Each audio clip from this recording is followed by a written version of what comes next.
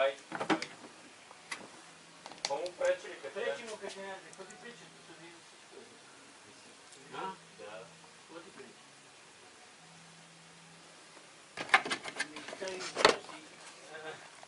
Ма не е така. Ма не бе, не пречат, вижда се нещата. Слага да е.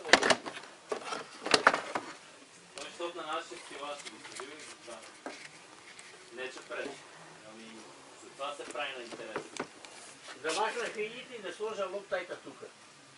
Абе ти нормален ли си? В всеки магазин лоптайта зад касиерката. Вие сте служили и в Фантастико, и в Промаркета, и в хранителните стоки, и в железариите. И кой? Това не върви. Не си купува.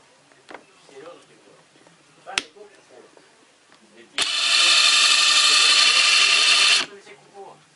Те тия са от бая време, сигурно. Не знам от това. Взех ги 50 стиги, продавам ги 50 стиги ме печалата. Това е локтай. Да, лок. 30 стиги. 30 стиги, аз не мога. Сложа повече, защото 2 лева е. Не много купи ни. Как да взема ни 60 стиги. Гостуваш съм 2 лева. Какво да го не мога да сложиш повече? А това 50 стиги. На това го продаваш, пише това, да. Да, аз продавам нещо.